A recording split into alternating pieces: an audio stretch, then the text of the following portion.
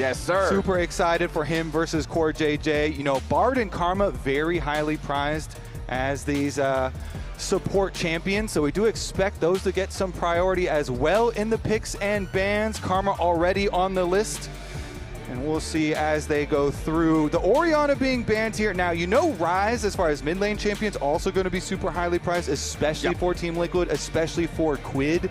Has been one of the really big picks for him. There you go as well. The Bard also off the table. We'll see about that mid lane too.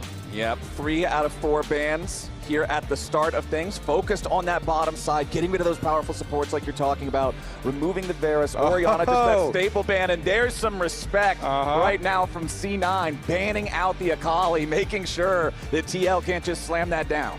Definitely agree with that respect. I mean, already in game 1, without any fearless bans down, because Quid has already shown he's willing to blind pick it, or at the very least, the coaching staff is, and he will perform on it. So the Cassiopeia is very interesting because it is not only one of APA's main carry champions that he plays. He doesn't play a ton of hard carry mid laners. That is one of them. But it also really opens up that Ryze I was talking about with the Orianna and the Cassiopeia banned out here.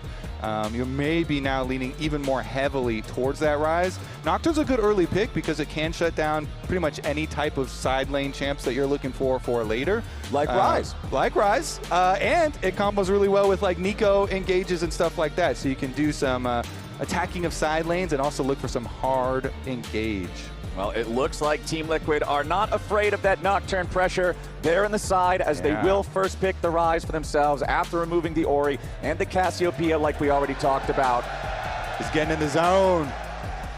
Now, what do they want to complement it with? I don't know. I love it. Yeah, I don't know if the Yumi's going to get you the most popular reactions here. Yumi got a little buffs a little while ago, but still definitely one of the most hated champions in League of Legends. Yep, people just do not like the cat. But you know what? Xayah doesn't like Nocturne. This is a great champion to respond to heavy and powerful dive. Usually when you see Nocturne, he's going to have at least 1 or 2 other buddies to dive in with him. So very early on, Team Liquid's going to say, you know what? We don't want LYON to be under that level of pressure, so you draft something that can get itself out of trouble. And that actually reminds me, did play against LYON, and LYON used the Nocturne plus Silas engage to actually one-shot that Xayah and take it down, get the engage that we're looking for. But here we go, the Ashe Seraphine does come out into the Xayah Rakan. So Cloud9, not only is the Ashe Seraphine very strong, especially if you can play to that bomb side early on, and gives you the jungle vision with the hawk shot, but taking in game number 1 here, fearlessly bans it out for the rest of the entire series against Team Liquid. That is very valuable, as this is one of the teams that has played it the most. Now, one of the things I will be looking at, though, whenever we talk about Seraphine, we always talk about how she likes to have bruiser buddies. Xin Zhao's commonly a champion that's used as a great example, that goes in, gives her something to fire the Encore through. Now, yes, Nocturne goes in, but he goes in like a ballistic missile 2,000 miles away. Sometimes he can't follow up. Yeah, sometimes the Encore doesn't quite reach the seats up in the nosebleeds, you know what I mean? So I want to see what else they're going to draft to help make sure this Seraphine and Ashe combination can perform effectively. But over on the Team Liquid side, considering their opponents haven't locked their mid laner, Annie has been one of APA's most played the whole split. They don't want him playing that in game 1. Yeah, the hard engage. APA's had so many really good flanks and vision plays with the Annie, so many good hard engages, and he does play a lot of utility for Cloud9. It's one of the big differences between the mid laners. Quid looking for more DPS, more hard carry, and APA looking for hard engage a lot of the times, a lot of those styles of champions. So still some options available to him. And since jungle has not been answered, they're going to try and take down on Jose's champion. The question is, are you going to ban the Lee Sin here by Cloud9? Even with the little nerfs that Lee Sin did get, got a couple little damage nerfs. Still very good though after the changes that he got, especially with Safeguard, really jumping him up in priority. And Jose is so extremely good on the Lee Sin. But I also really like this Jarvan ban. You're already playing Ashe Seraphine. They're very low mobility. Cataclysm can be super punishing. Jose's no stranger to that champ, so it makes sense for C9 to ban it away. They will also target the Gnar, keeping that one out of the top lane pool, as Team Liquid Liquid throws over the APA respect band towards the Ziggs. That can be really annoying for something like Ryze, who's very powerful but limited in terms of range, so they do not want that to be the mid lane matchup they're dealing with. And sure enough, you talk about it, they don't ban it, so Jose's happy to pilot the Lee Sin here in game 1. There you go. They pick it up. He doesn't care about the small damage nerfs to the champion. Still pick it up. It has so much utility, and especially, you know, Ashe and Seraphine, they don't have a lot of mobility, so you can very oftentimes get into good kicking positions with that champ. Here we go, though, locking down the team fight. Very solid 5-on-5 for Cloud9. Rounding out their comp with both a Sion and an Anivia gives them so many things. You have super beefy frontline, another person like you were looking for to bounce your Seraphine ult off. Yes, sir. Very easy to find, a big old Sion in front. And Anivia gives you a ton of wave clear. It's a good matchup into the Ryze, very, very common. And we'll see. Ooh, okay, the Zehen answer up on the top side here for Morgan once again, as he's been able to run it before. Yeah, the Zehen brought into this one to jump into the middle of fight, just create so much chaos. This guy is a problem if he cannot be immediately bursted down, and I don't see a ton of extreme burst on the C9 side. Generally, I feel like if you're Nocturne, you're going to be looking for the Ryze or for the Xayah. So I'm curious how well Morgan will be able to pilot this into Thanatos on that Sion, being that big front line. I also want to see how much value APA gets out of his Anivia walls. Since it's such a unique ability, generally you think mid laners, you think damage, you think playmaking. You don't think building a little ice wall, but that little ice wall can create so many opportunities in fights, especially when you have tools like the Ashe to shoot an arrow at somebody with the only path they can escape through, something like that. Throw Sion in there, lots of opportunities. Who are you giving the edge to? Game number 1. This one is a very close. I like both sides. You know, the Cloud9 side is very solid, very safe. More damage on the TL side, but it does require some more execution. Okay. Honestly, I kind of like the Lee Sin angle. I want to see what he's going to cook early. Okay, let's see if Jose can get something cooked up here in the jungle on that Lee Sin. C9 versus TL. Game number 1 to kick off this best of 5. A spot at MSI, a spot in the finals tomorrow, both on the line here for the winner of this series. As already, Jose Daejeon going to receive first auto attack. Not quite first blood, but you know, APA is sending a message. Sending a message indeed, as he very often does early in games, but usually it's through the typing. APA, by the way, that too. By the way, last time he did play the Anivia, you know, he solo killed Saint in this exact matchup. So that's not what I expected from the typing. Yeah, so we started out here, good, clean, good luck, have fun. Just some good old-fashioned League of Legends. Now down here in the bottom side, Sven and Vulcan on the Ashe Seraphine. This duo has been so oppressive for so long in this split, and I feel like a lot of times teams have struggled to come up with answers for how to survive the early pressure. And you can see right there, Sven and Vulcan just slamming these early trades. Yeah, lots of exchanges, both in bottom lane and in mid lane. You could tell the health bars there going pretty low. So when it is really, really volatile like this, having a lot of heavy trades in both mid lane and bottom lane gives you a lot of opportunity for jungle creativity. And we're really early on, so there are some possibilities, some defensive wards up here, and Cloud9 both, they have Nocturne on a full clear down towards the bottom side, and they also have that ward on blue buff. So they know that Lee Sin started on this red side quadrant, and Jose is actually going to go for the early recall here to get what I would assume would be a longsword start here to get some extra damage and go on up to the top side. But Cloud9, as we said, with that ward on blue buff, will know that's in a long time, and he has not done a standard timing for his early clear up to the top side. And speaking of early recalls, CoreJJ was forced back because of that level 1 trade. He had to go all the way back to Fountain. All he got was a control ward in his inventory, so not exactly the start to the lane that Team Liquid would like to have down here in the bot side 2v2s. Sven already up more than a wave of minions as the next one is arriving, and they're just continuing to control the pace of things down here. We did pan top real quick, saw Morgan has control over this lane here early, but that's what you'd expect. There's a lot that goes into this series. As we've been saying leading up to this week, a lot of pressure to get an international appearance for both of these organizations. With Cloud9 and Team Liquid, these are the organizations that have represented us the most of any org in North America's history. 13 appearances for Cloud9 and 10 for Team Liquid. Very important to these legacy organizations, their owners, their fans, their players. Yeah. And so a lot riding on this best of 5. The last time North America made an MSI final, that was Team Liquid getting us there. The last time that North America made World Semifinals, that was Cloud9 getting us there. These are not just the teams that go the most, these are the teams that also go the furthest when it comes to that international competition. And you know they've got to be hungry to get back there. For Cloud9, this would just put them that much further in the lead of that #1 spot. And for TL, it breaks the second place tie with TSM. Yeah, and there's even further stakes on the line because Team Liquid, they replaced APA with Quid. And so extra little bit in mid lane. Ooh, nice Rune Prison sets it up here for the Sonic Wave. APA taken low. He's sent into the egg, but he gets underneath the turret. That egg's not taking a ton of damage here just yet, but it does take enough. It's first blood to Jose Diodo. It's the Lee Sin Flowers. He gets in there. Jose ganks from the bottom side.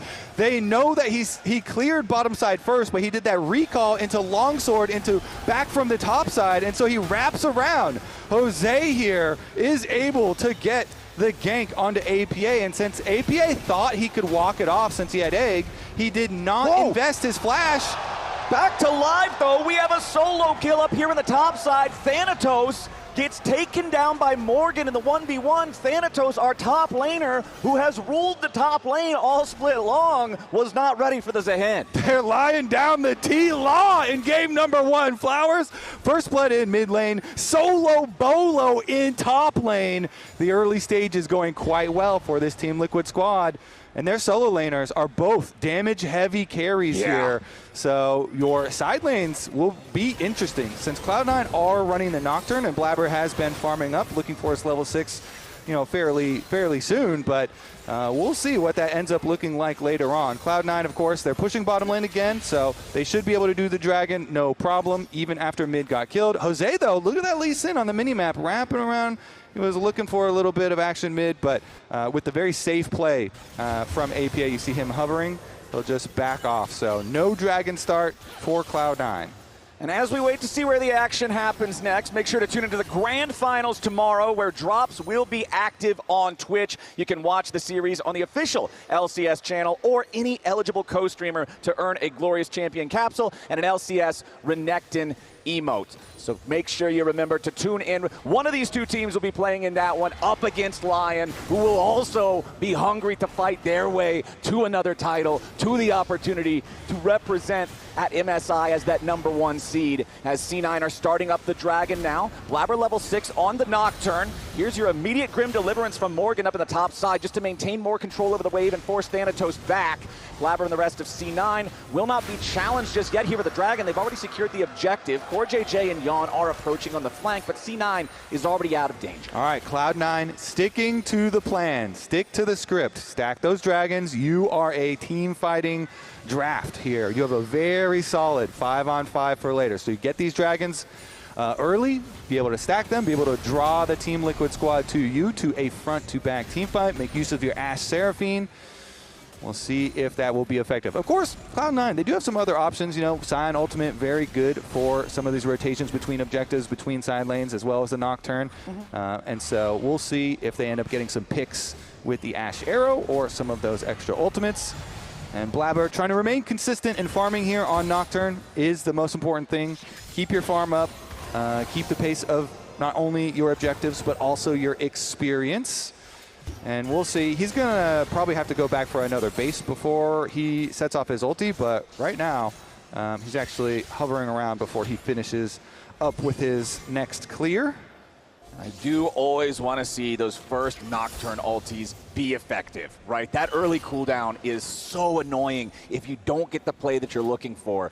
So the decision-making from Blabber will be under the magnifying glass here a little bit. Yeah, and he's got almost 1,500 gold in inventory. For early game, that's a lot for junglers because it does affect your clear a lot. So that's why I think after he finishes up with this next re-clear down to his Gromp in blue, maybe he'll go for the recall to purchase before sending an ult. unless an opportunity arose that was too juicy to pass up. And they tried to get at least a summoner spell on bottom side, but they are unable to grab anything. Yep, the confidence in LYON and Core JJ to be able to just get out of the line of sight there from Sven on the Ashe, dodge away from the Enchanted Crystal Arrow. Vulcan's going to go ahead and take his recall here, go back to base on that Seraphine. And now back over in mid, checking in on how things are going. Quid does still have a very small advantage in terms of farm, but APA is keeping things pretty close despite that early death thanks to Jose's interference. Speaking of Jose, he's going to go ahead and take the opportunity to grab those buffed up Void Grubs. Yeah, Void Grubs for the Ryze and Zehen especially. See if that buff ends up meaning anything, as they did increase the value that they do to towers. Morgan with some pretty consistent harassment on the top side. However, Thanatos, as you can see, doing very well with his CS despite the solo kill. He's doing great. He's having a fantastic time up here. Losing that 1v1 never really set him behind in terms of his ability to participate in the lane, have presence there, and make sure that he doesn't fall any further behind from the minions. Yeah, they're making a roam here too. Look at the Ryze. Ryze with Realm Warp available. So Quid is going to back up Jose. Jose has already found Blabber off to the side, but Blabber jumps in instead, going after Morgan. They want to try to burst him down before he has enough determination to proc the ulti. Quid's making his way forward. Blabber has to flash away, but the Rune Prison finds Thanatos. Morgan right back out of the turret range. He's losing his determination stacks. They won't have the revive, but Jose Diodo is still waiting on the wings. Blabber and Thanatos trying to make sure they can get out of here safely. Quid just trying to stop the recalls.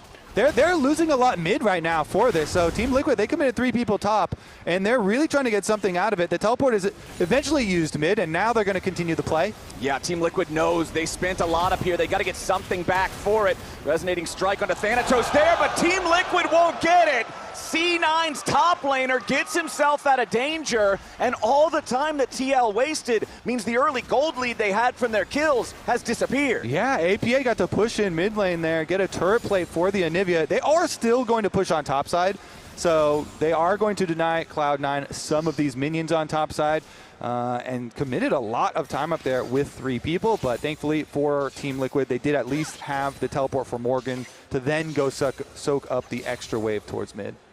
All right, we've got 10 minutes on the clock, 45 seconds until the second dragon spawns. C9 took the first one without a contest from TL. Do you think that TL is going to be interested in this second one, or maybe not? I definitely do think they'll be interested, and Jose, with his Sundered Sky completed, will certainly be interested in making a play. He still has his flash on Lee Sin, so next time his ultimate is up for Lee Sin, he is going to look for a play. We'll see. There are some pings around mid lane at the moment for them, but as you see, Blabber's kind of hovering on bottom side right now too. Yeah. With his Nocturne ultimate cooldown also about to come up. So the patience, the kind of hovering play, the cover here for Blabber. He's waiting for Jose, and they do scout him out now. All right, we got a lot of champions roaming towards this area. Here we go. This is the dragon fight you were looking for, Flowers. Team Liquid slowly trying to get some vision. The Scryer's Bloom does help a lot. Teleport not ready for either top laner. This is an honest 4v4. Morgan and Thanatos cannot get involved. Dragon down to about half HP, but C9 have stopped DPS. Quid moving forward, tries to force APA back. Blabber has lost a little bit, but now immediately they fire everything from the support right back onto the enemy mid laner as C9 has to try to get Blabber out of here. Quid is also very low. Exiting stage left as LYON and Core JJ have to run. Vulcan and Sven created enough space here at the beginning of the fight as Jose Diodo still wants to challenge here for the Drake. It's down to 2,000 HP. Jose looking for a little bit more. Wants to get close enough, but C9 trying to keep the Lee out, and they successfully do it. It's C9 stacking Drake number 2, but Jose Diodo's going in. A beautiful kick comes out, but again, it's the Anivia with the egg. Staying alive for now, it's not enough. Blabber falls, APA falls. Team Liquid goes in for the Realm Warp, but they want even more. Triple kill, Jose Diodo. Jose Lee Sin strikes again, Flowers. He does let them get the dragon. He backs off because Cloud9 do a calm, good job of zoning TL away from the objective. But then when they try and leave the area, Flowers, when they're trying to escape, It is Jose who strikes out of the brush on mid lane. He goes for the flash kick play onto the Anivia. They get the extra chase down kill even with the Realm Warp, and he lands the extra Q snipe onto Sven to grab another kill.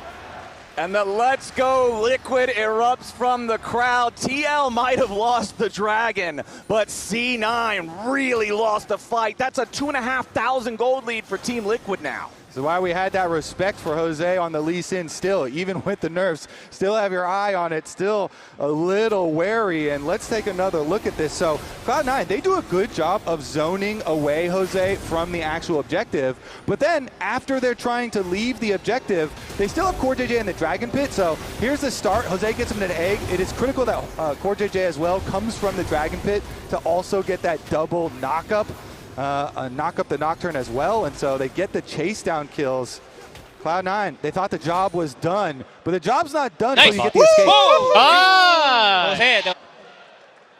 They're popping off about it, and the critical thing, those chase down kills you're talking about, at the very end, Sven flashed and still died. Insult to injury there, because this is a champion with no inbuilt mobility. That's a giant target on his back now. Yeah, he probably thought that, you know, just coming out of the Realm Warp, it was a little bit far away, so it's not super dangerous, but Jose with the snipe there, another really good Q from him, and they got the Sven kill as well. That is now 5 huge gold lead here. 5 kills to Team Liquid. Huge gold lead for Team Liquid in the early game. And that is what you need to just completely break this this super strong like 5-on-5 setup comp that Cloud9 have. And I've got so much money to work with that Team Liquid, the damage is just going to be, the damage output is just going to be so much higher. Hey, maybe that's the problem for C9, is it wasn't a 5-on-5, it was a 4-on-4. What happens when Thanatos gets involved? Maybe that's going to be the recipe for success for them, but that's a question that we'll have to answer here in the future, because right now, looks like Blabber's hanging around to see if maybe they can make something happen, but Jose Diodo also trailing nearby as Quid continues marching forward. Thanatos waiting with the decimating smash, just throws it down. Jose is immediately ready. If Blabber wants to come in, let him. Jose is already here first. Thanatos losing a lot of HP, charges back in as Blabber's ready to back him up. Thanatos flashes away. Blabber's got the shutdown and Quid's already dead. C9, they make the outplay in the 2v2. CoreJJ shows up, guarantees that Jose won't fall as well, but Vulcan's ready to chase. The Seraphine closing distance, flashes in for the encore. That's your MVP, setting up the second kill. C9 strike back immediately, bait them in on the top side. They draw them closer to the tower, and then the turn from Thanatos and Blabber finds them the kills and the objective afterwards. C9 make a beautiful outplay there. Thanatos, knowing his limits, tanking up on the Scion, bringing him into a situation that they were not ready. Now Team Liquid using the teleport to bring Morgan back up to the fight here. CoreJJ got to be careful. C9 making their exit, also just going to teleport Thanatos right back towards the top side, reinforce their own lines, and start pushing yet again. Very good for Cloud9. This time they also get the escape after the big play. Critically. Get the kills, get the objective, and to make the getaway. All right, let's take another look. Because this was a TL play that they're... You had Rakan coming too, but Blabber here is just waiting the whole time. Waiting for the turn.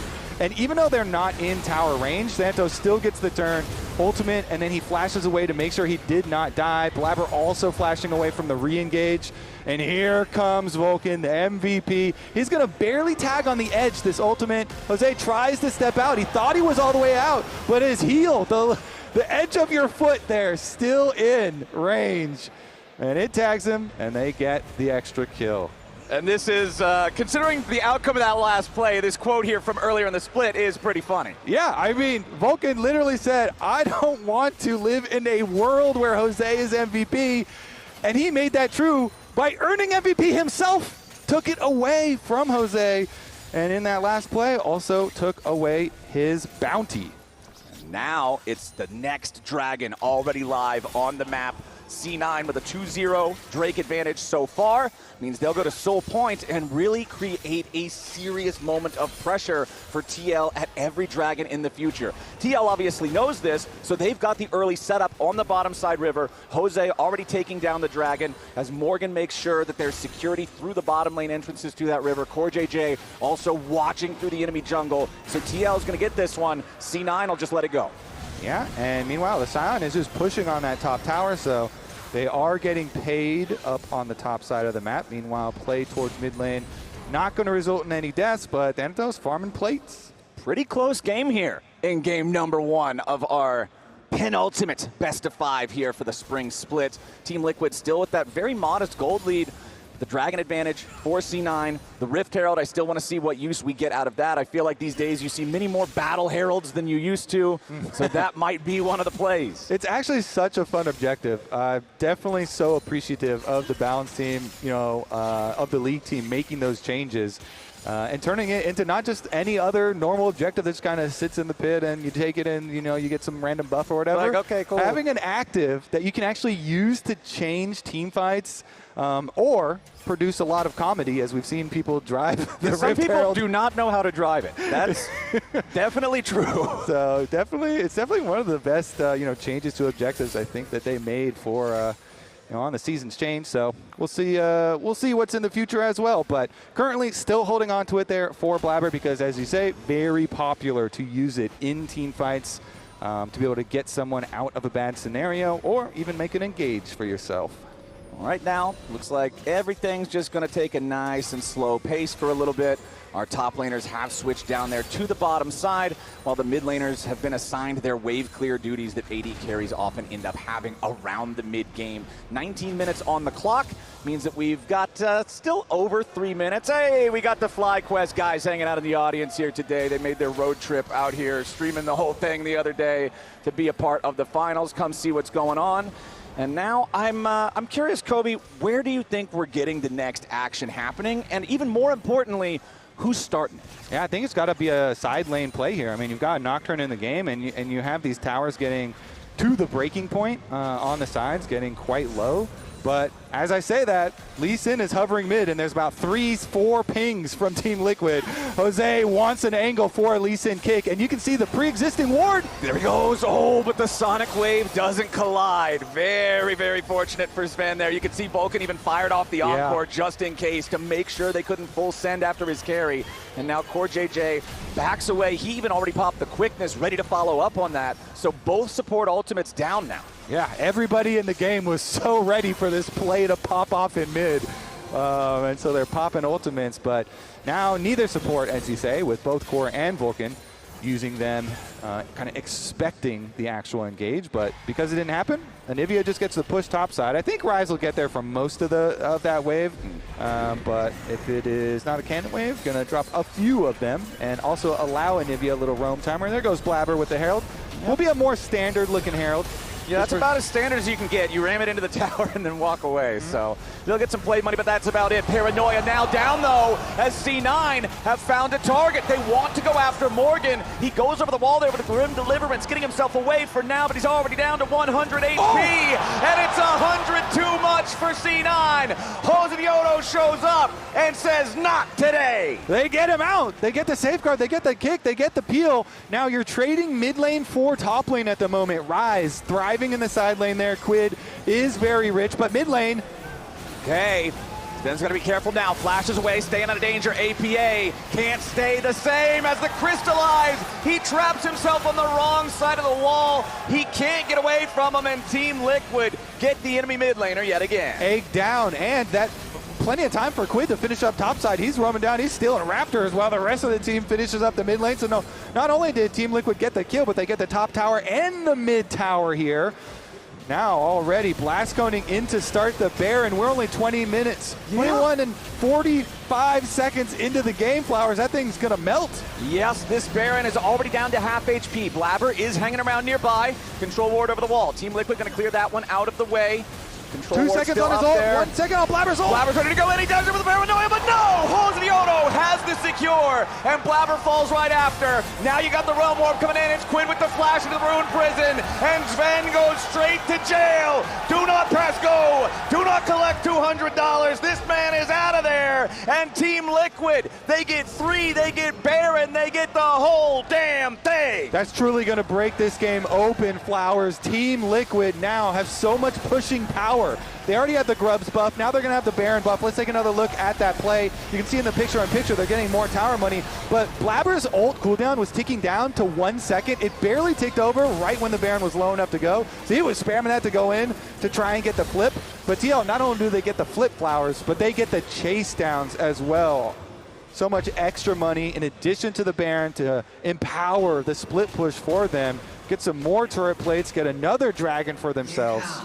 That timing is so good too, because it's like, okay, we just made 4,000 gold and got the most powerful buff on the map, and the one thing that you wanted to get, your dragon stacking to try to force these future team fights, well, the clock works out that now we get that too. Everything is going Team Liquid's way now. They'll grab the dragon. The bottom lane tier 1 turret finally falls as LYON puts the last little bit of work into that one, and TL still has this Baron for another minute and a half as C9 has to scramble to stop the bleeding.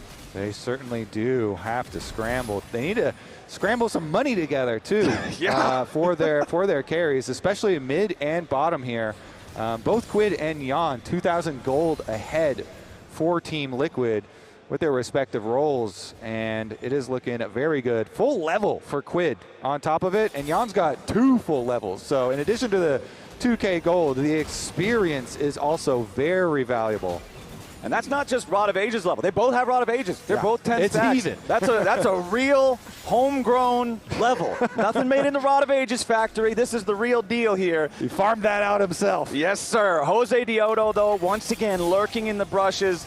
This man has had such a beautiful game on Lee Sin here in this first one, surely making C9 regret not banning it out there in that second phase. But you allow Jose to play it. He's going to show you why you got to ban it out. Blabber trying to take the tier 2 turret down in the bottom lane while Team Liquid pushes top here, just trying to get something back through the objective bounty, through some kind of a trade. Objective bounties aren't even on the map right now, it looks like, thanks to the UI indicator. But immediately, Core JJ is going in. Sven gets caught! The grand entrance is far too quick. The summoner spell not ready yet from Sven. The flash is still on cooldown. So as soon as Core flashes in, it's lights out for the Ashe. Yeah, Cloud9 a little behind the play because they still have Blabber pushing from bottom, and you know the recall is going to take a while for Cloud9. So Core JJ, he knows he has enough time, and lightning quick with the engage. Flash and ult from Rakan make it happen. They're inside the base, Flowers, and the onslaught is painful here for Cloud9, but TL, they feel like their job is done. They've gotten what they came for. Well, the one silver lining is that the Baron has fallen off, and since C9 has the Anivia, you mentioned it at the start of the game, this is one of the best wave clear champs in League of Legends, so it does become harder to try to force those inhibitors down in either of the side lanes afterwards. So still just the one inhib game, but things are so far in TL's favor right now. Jose going to make sure he steals away the blue buff on the way out, just deprive Cloud9 of every possible resource. Yeah, Jose really having a good opening game here for Team Liquid. The entire team, as well, though. Like the escape from Morgan on the bottom side that we saw. Some good movement as well from Quid. So if Team Liquid coming out here locked in game number 1, Cloud9 definitely going to have their work cut out for them in this series. Should be a long series here. I hope so. We'll see, though. They still have the possibility. They're going to try and group up, and as you can see, they're slowly working through the jungle, trying to create their own vision lines, creep through, make sure there's some safe area for at least one of their carries to get some income. Sven is in base right now. I don't think Quid will Realm Warp over there on him or anything. That would be kind of wild. We'll see. Team Liquid, they're just going to rotate their 4-1 split push over, meet up with the minion wave, and Jose's done with his Guardian Angel too, so he can go really deep for a play with Flash, with Kick, with Guardian Angel available. And I feel like that's a pretty big difference between this third itemization for the junglers. Normally that Guardian Angel is the stock standard item number 3 for AD junglers. This time around, Blabber has gone for the Serpent's Fang instead, wants to reduce some of the shielding on the other side. There's quite a lot of shielding to be reduced, I'm not going to lie, but it does mean that when Blabber presses Paranoia, 9 times out of 10, that's a one-way ticket, and you're not getting up after they knock you down. So 7,500 gold lead for TL. They've already got those last 2 Drakes, and they have total control over the map. Look at this enemy blue buff quadrant from the TL perspective. There are so many wards in this thing, it's lit up like a Christmas tree, and it's Team Liquid who are hoping C9 comes around looking for what presents are under there, because the only presence is Jose Diodo right now, trying again to look for a play. Nope, C9, they've got the buddy system. Everybody gets out safe. Yeah, they're keeping their carries farming waves while hovering around them, basically. Everybody try and hover around, make sure Sven and APA can still get some income from these minion waves, and then everybody else is kind of watching and waiting and hoping. Nervously. Yeah, nervously. Next Dragon, honestly, if you're Cloud9, I don't think get yourself into any trouble here. You know, it's only going to be number 3 for Team Liquid. It does kind of suck giving over another one, but don't want to risk the game at the moment if it's not going to be Dragon Soul just quite yet. So I think that we'll still see Cloud9 doing a similar thing, just safely keeping up their farm and not approach this dragon. It's just too dangerous to go out into the jungle. But the Baron's also getting pinged, so maybe you can use this time to rotate your vision over. Yeah, that dragon dies awfully quickly, though. LYON with the Infinity Edge completed. Those feathers do a lot of damage. APA, though, found by the Realm Warp. Yes, he has the Seeker's Arm Guard, but it only buys him a little bit of time. The Grand Entrance finds the knock-up again, and yet again, the egg doesn't matter. Every single time this game that APA has had the egg available, it has not prevented a death. Team Liquid has been setting up these picks in places and in ways to just completely ignore the power of that passive on the Anivia, and now APA's arm guard is broken. His egg is scrambled. His team trying to hold on in a 4v5 for the next 30 seconds because Team Liquid just took their second Baron. Yeah, Quid and Jose have been cooking them. Absolutely. Now they're taking away the jungle as well together, while the rest of the team pushes in mid and top side. Meanwhile, Blabber's taking away enemy red, and they were split pushing bottom with Thanatos to try and get a tiny bit of resources right before what might be their final fight, as Cloud9 need to pray for this base defense. Yeah, unfortunately for them, APA doesn't respawn in time to save that top lane inhibitor turret or the inhibitor behind it. Their mid lane inhibitor will at least respawn here in just about 5 seconds, so it's still just a one-inhib game for now.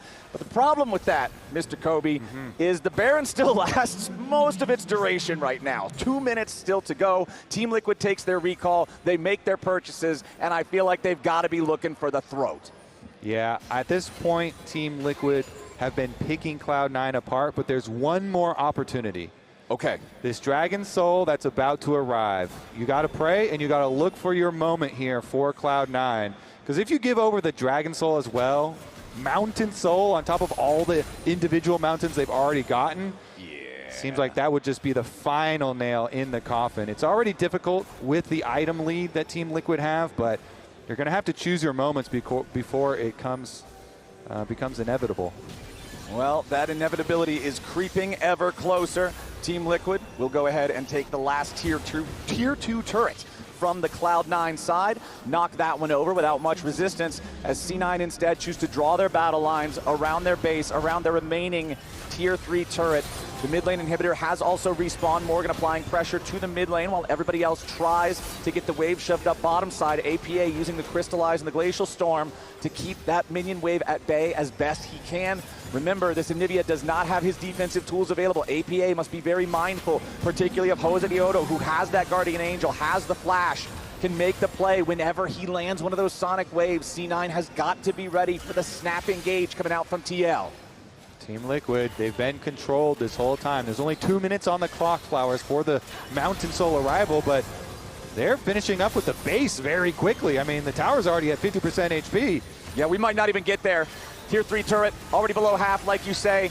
Top inhibitor, middle inhibitor, both down. Many super minions marching down the top lane. Somebody on C9's got to go answer that. Blabber going to do it for now. As the rest of Team Liquid take their chance, they're going to shove forward, go after the tier 3. Core JJ going in. APA is going to be your target. Jose wants to follow it up, but the stasis was there in time. APA staying alive, trying to get himself away, but Thanatos is already down. Jose Odo taken low, but the Guardian Angel brings him back. Double kill over to LYON, and Team Liquid full send it. Team Liquid end it. Game number 1. They controlled this from the start. Jose Odo making plays. Everybody else following it up. 16-2, TL slams the first game. Team Liquid, they are locked in for game number 1, looking clean. But they were never able to put it together. It was Jose Odo on the Lee Sin. Even when C9 had their point of strength where they were grouped up in their death ball, they forced Team Liquid back at that Drake fight. It was Jose finding the opportunity to punish C9, just getting a little bit too comfortable, a little bit too lazy with their exit, and then making the huge play that kind of started snowballing the game. All right, let's see if they can do it again here. Team Liquid looking to keep up the momentum, but Cloud9 want to strike back quickly. They don't want to let it get too far away from them too early, and so they are continuing to focus on bottom lane here. In addition to the Karma, also banning the Lucian here for that Lucian-Melio pairing. And for the second game in a row, they are going to ban Akali in the first half of the draft to make sure that TL don't take it early. Worth noting, C9 have elected first pick here since they were the loser in game number 1. Team Liquid then selecting blue side. Ori and Cassio will remain banned, just like they were in game number 1, as will Varus. Okay, so continuing to, they're probably double ban APA the entire series, which makes me think that APA is going to look to pick up the Annie pretty soon. They have an early Jarvan pickup here, so Cloud9 they're kind of assuming that Team Liquid will get some low mobility carries.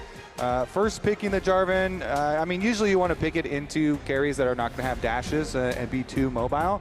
But they're first picking it so that they can hopefully get like a Jarvan Rumble combination going for themselves.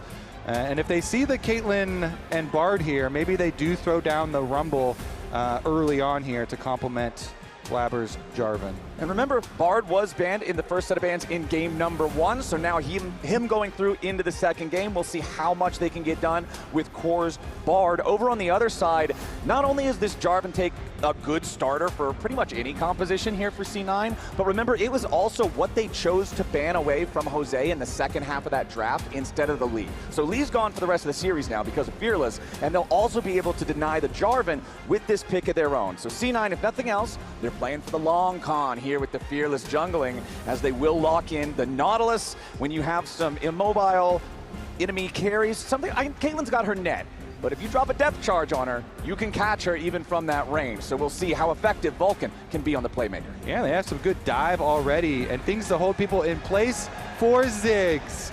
They double ban APA with the Orianna Cassia. I mean, those are very common high priority mid lane bans, but he's gonna get access to the Ziggs this time around, and that's the reason for the early Jarvan and Nautilus. Hold people in place for the big bomb. That thing hurts if it hits in the sweet spot, and conveniently, the sweet spot is just about as big as the inside of the Cataclysm from Jarvan. So as long as they line that up, they'll be feeling great. But it is the Trundle locked in here for Team Liquid. This champion is exceptional at dueling other AD junglers who have part of their power budget committed to target access. Something like a Vi, something like a Xin, something like, I don't know, Jarvan. Because Trundle can just walk up and beat you in the 1v1. And he also makes it so scary for the tanks on the enemy team because they're not so tanky once they're subjugated. Yeah, that's what I was looking at. I was looking at Nautilus probably going to die a lot this game. He dies a lot in every game, usually. He always does die a lot. And if you go in on Nautilus, and you hit something, you're proccing your Aftershock, and then Trundle will just take that extra stats with his ultimate, and then Nautilus is just instantly paper, and especially coming from support role, oftentimes will just get blown up. The other thing that's good about Trundle is with your W, you can dodge Jarvan EQs pretty easily. So move speed is always very, very good in jungle duels versus Jarvan. So you can try and avoid his big combo, because if you miss your EQ, and Trundle is definitely going to win the stat check after that. Interesting. Team Liquid banning the Annie still, saying you might flex that Ziggs to the bottom lane, so we still don't want APA playing the Annie. The LeBlanc banned out by C9 is one of those old school, like, it's a solo queue type of counter to Ziggs that can make his life really miserable. It's just a lot of people aren't willing to slam the LeBlanc, but C9's read seems to be Quid is one of those people, and we don't want him taking it. Yeah, I believe Palafox taught him that lesson a while ago. It's a hard lesson to learn. Hit him with the LeBlanc. The Senna banned out here. Final ban for Team Liquid in this when they don't want that infinite scaling. Senna, those of y'all who have not been paying attention, is very strong in her current iteration of the game. So they keep their distance from that one. Yeah, a lot of people have been going like the Doran's Helm and defensive opening and scaling up, trying to scale up, collect your souls, and we'll see about this game now. Ooh, interesting. Quid thinking about the Azir angle for himself, and it does give you the multiple possibilities here. Since Trundle is not a primary engager himself, yeah, you can go for Azir Sex, but you can also use it to just help peel for Caitlyn. Okay, that's more like it. That's more of a Quid pick. That's a lot more Quid here. We get the Yone, a classic for Quid. These melee champions so good at carrying on them.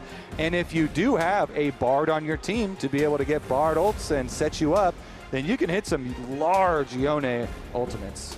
Very scary stuff, and we know Quid has played this champion plenty of times in the past. Some mid laners want to keep their distance from it, but Quid is at home, at comfort, here with these powerful melee carry mid laners.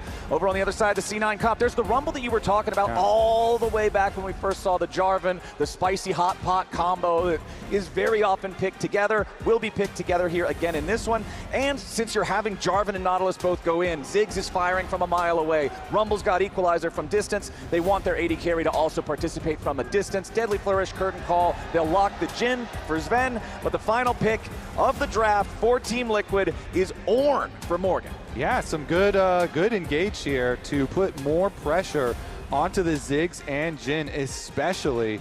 Picking up the Ornn, it's always a fairly common tank pick to kind of answer Rumble, but really it gives you the Ornn ultimate for your team and that scaling possibility too with the ornaments for Team Liquid. And it's also very effective against Jhin in particular. When he opens up the curtain call, you see the lines where he can fire the bullets. Just shoot the Ornn Horn at him. He gets thrown up into the air. He can't aim the gun anymore. All of a sudden, that long-range threat, not the same. Yeah, Bard also really good for that reason too against Jhin. So definitely a lot of ways for them to interrupt the ult, look for stationary targets.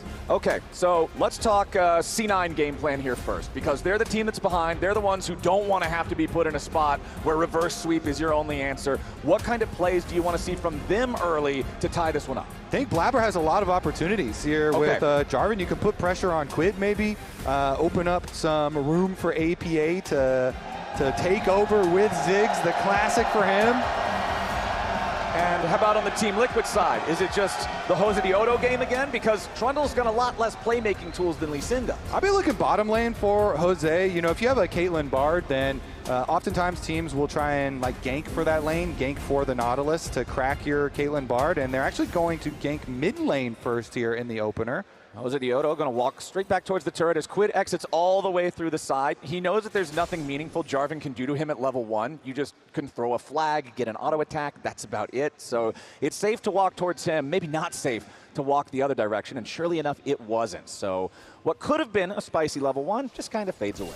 So we're expecting some pretty big choices here from Blabber early on. As we mentioned, Quid Yone is also always very scary, but you do usually want to put a stop to Caitlyn Bard lanes before they really start to accrue a lot of turret plate money. And you want to try and lend some extra threat to Nautilus engages. Like if Nautilus keeps on hooking in and looks for trades and gets people low, you need to also have some jungle threat, some jungle pressure there to really make sure that they respect it. And so Vulcan and Core JJ with their own wards and their own brush trying to hold their ground here, but no, not super excessive trading super early on this time around. There is a ward on the Raptors that will see Jose pathing away from the bottom lane. And that is going to tell Vulcan and Blabber that maybe there will be some opportunities for Nautilus, Hookins, and Jarvan, to help out with the Caitlyn Bard lane early on. Yeah, the Jhin Nautilus doesn't quite have that same level of early game threat that the Ashe and the Seraphine had that forced Core JJ all the way back to base in game number 1. But now APA in a little bit of danger here. Luckily dodges away from the Q3 knock-up there on Quid's Yone. Quid gets the last little bit of the trade. APA staying calm, saving the flash, using the satchel to get away to safety. Yeah, and the reason why he's so calm there is they did have the ward on Raptors I mentioned. It sees the Trundle, it sees Jose walk over there. So APA very well knows this could be a very likely possibility that he's going to come from this angle.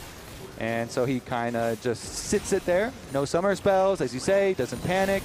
And here we go. He does clean up the rest of the CS. And it'll mean that it's only a very slight delay, but it is a delay between taking the bottom camps, respawning for Jose, and the top camps. Okay, APA asks if Jose is a fanboy. Jose responds a bit. Yeah. And then Jan says he doesn't speak English. Grandpa Jose. All right, a little bit of, this is more the all chat banter. Yeah, now we're getting a little into it. That I was expecting from game number 1. Very comfortable.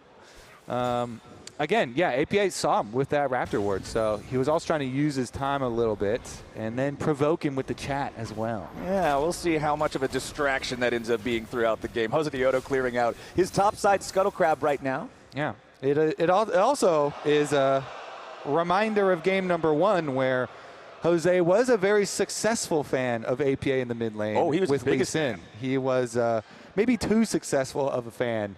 Yeah, he crashed the fan meet there for APA in the mid lane. He had a target on that Anivia's back all game long, and he just consistently hit the mark over and over. Not sure exactly what the pause is for right now. League officials are investigating. I will let y'all know as soon as we get an update as to what is going on, but I hope it is a fast one because, man, I really want to see where these junglers get involved, especially like what you were saying, Blabber having the opportunities to make these ganks on the Jarvan, one of the most effective early gankers in the jungle in League of Legends. I got to see where he goes because game number 1, his Nocturne, you had a couple of plays. You think of the reversal in the top side in the 2v2 where he comes in and saves Thanatos. They get the outplay there, but it definitely didn't have the same presence. It didn't have the same effect that you got to see from Jose's Lee. And in this game, at the current pause, we have had the earlier recall for Blabber, so he's back out on the map already. You get a little time to work with between your first, clear and the respawn for the second clear. So we'll see where, what he does with it. But at the moment, we do have, I believe it was LYON had his settings were reset in the game somehow, and so now he has to re-input his own personal settings. So, yeah, it definitely can be annoying just playing on default. Definitely don't. Got to get your comfortable settings that you've always been playing on. Yeah, I believe producers said it was his mouse settings, and especially as an AD carry, if you're trying to kite throughout a fight, make sure that you're properly spacing your opponents and your mouse is flying around all over the screen at the wrong speed, not what you're used to playing all the time. That's a pretty serious problem. For somebody, if you're just kind of playing a meatball run at him champ, it's not that big of a deal. But, if you got to, hey, man, I'm saying this as somebody who always played meatball run at him champ. Like, I don't need to have this So thing you could play on default, you're saying? Yeah, if mine was on default, I'd be like, wow, that's weird. Anyway, click the in a game that's going to qualify you for MSI. Yeah, I mean, okay, well, I've never played in one of those. Maybe if I was playing in one of those, yeah. Maybe I want a couple changes. Maybe I would want to adjust the sliders somewhat. All right, we're back into game. Settings are fixed. Vulcan making a pass through the mid lane here. Eric, can Flowers speak Spanish? I answer for you. You can. She's been on that Duolingo for years now. Yeah, there we go. We're working on it. I'm not fluent, but I can make it happen. There. Yeah, I mean, so this is pretty funny because both of our mid laners have just different ways of expressing themselves in games.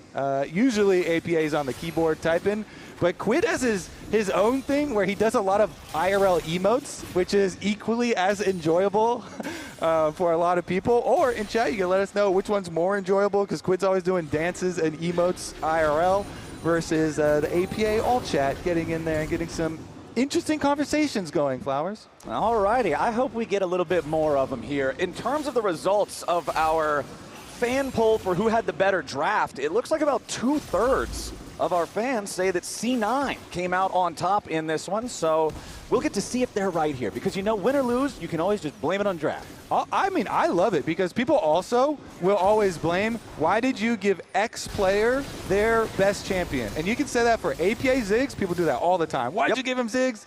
That's going to be a free win. Or why did you give Quid Yone? So we have both in this game. And either way, you're going to be able to say afterwards, what in the heck? Quid got Yone, APA got Ziggs. Other guy doing? And currently, APA Ziggs is ahead with his gold. And remember, he did soak some enemy jungle time. And as well, they're going to be able to transfer this into the Dragon. Mid lane push, bot lane going to head over to.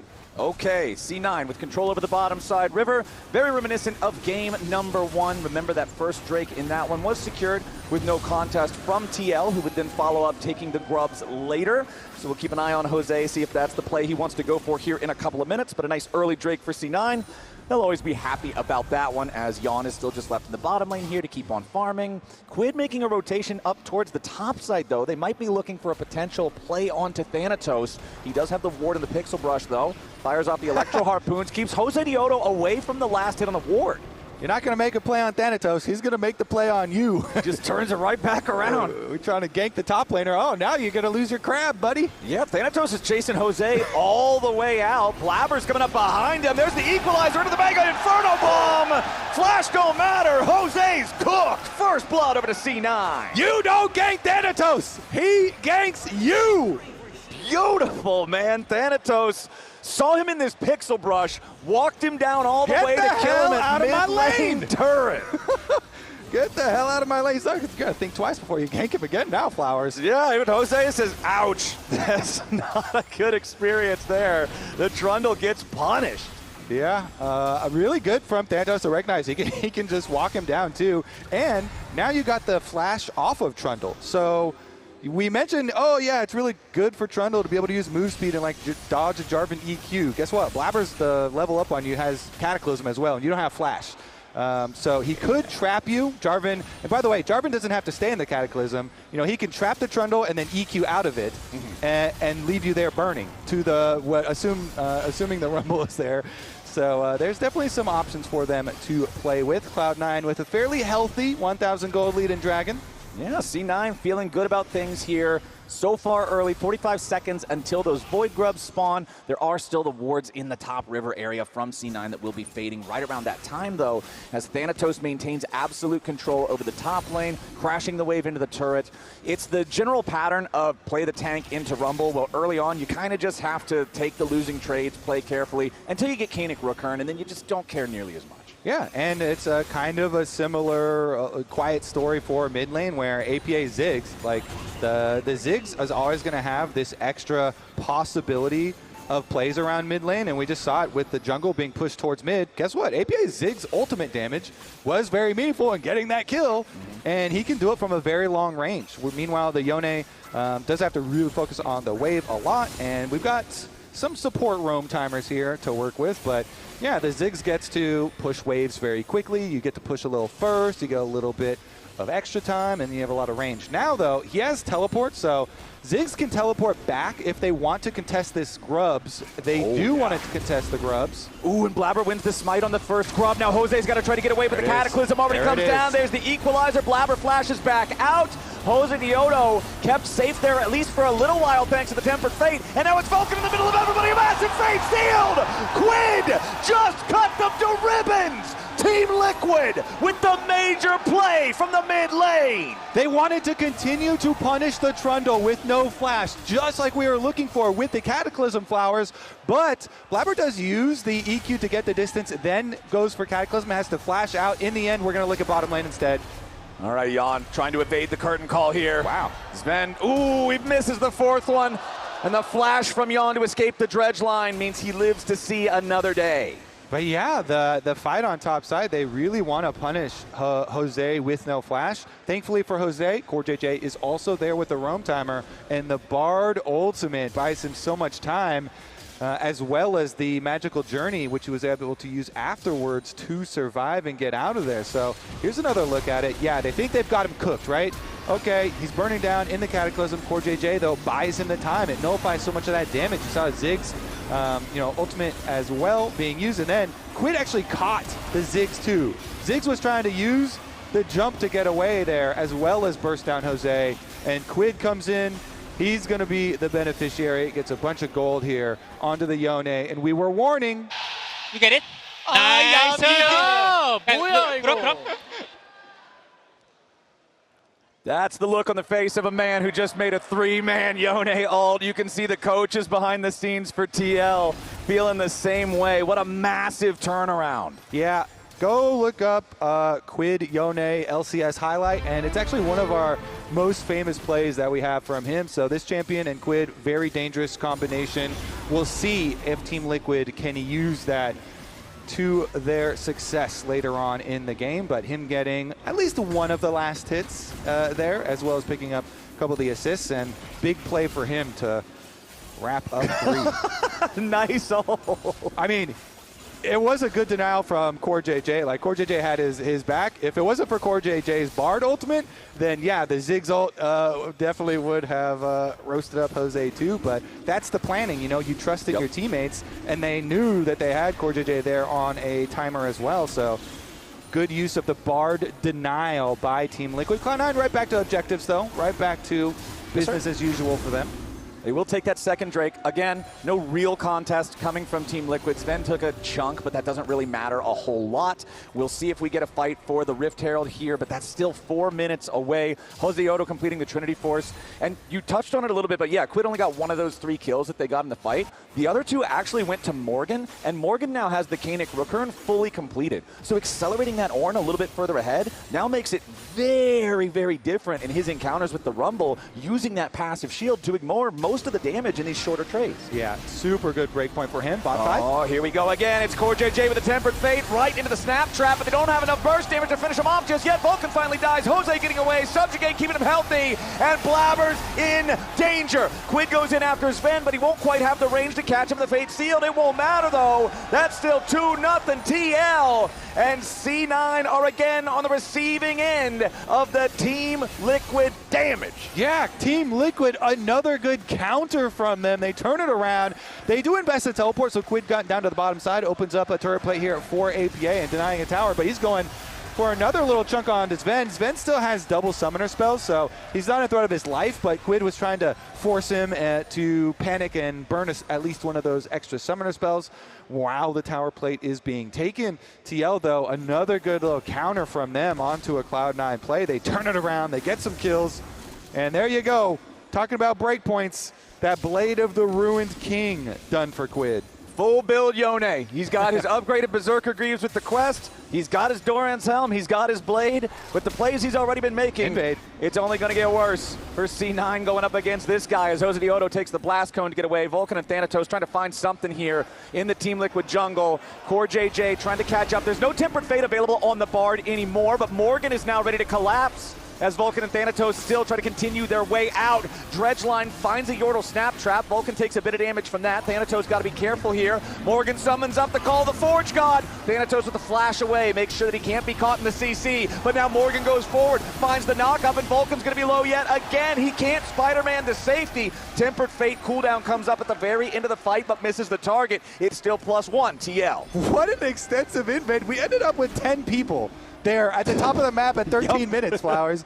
Everybody came to follow up on that Thanatos Vulcan invade that they got the Wolf, but now Thanatos might be the next target. Vulcan did drop in the last one. Thanatos had to flash, so this Rumble, no flash. Oh boy, no flash, 1 versus 3. That traffic cone is the end of him. That's the scuba. The scuba yeah, emote IRL. They're diving all the way under the turrets. All 3 of them go in. Thanatos' Rumble falls. This game that started off looking pretty nice for C9, now a 7-1 lead, 2,500 gold for TL. Dude, Spawn is usually just so locked in the coach reactions. Yeah. He is just banging the table, or he's like golf clapping, like, all right, good. It's like, all right, good hustle, guys, good hustle. Good. Yeah. But he's in there with the scuba diving. Oh, Quid forces the flash out of APA, and the Fate sealed does just that. Perfection, Wow. Flowers, perfection. Able to use the E-snap back on the hook too. That was... Can't keep track of him. He's going to get back to full health off the minion wave too. You couldn't really have played it better. I don't know what I could have asked him to do that he didn't do. He gets the kill. He gets away. He does it without needing assistance from anybody else. Quid is just monstrous here in this second game. 3-0-4, 7 out of 8 kill participation on this Yone. This is going to be a problem that I don't know if C9 has the arithmetic to solve. Rift Herald spawned now. That was my question before. Are we going to get a fight over this one? Considering Quid is already working on it and there's snap traps everywhere, I don't think C9 wants it. I think, Flowers, now would be a good time for a Kia poll for chats. Okay. Who do you think is more dangerous? Quid on Yone or APA on Ziggs? We'll see what chat thinks. It's not a very fair time to run that poll. I was going to say, running that poll at this time is like a breathalyzer, man. Are people watching? Spawn is diving under the turret. Scuba tank ready. Okay, so we'll see, though. Maybe that's just an early possible comeback here. We've seen APA Ziggs hold off tremendous amounts of minions, so always good wave clear and good combos, but Team Liquid, they just have so much momentum in this series, it feels like, and already really snowballing the gold lead here again in this game number 2.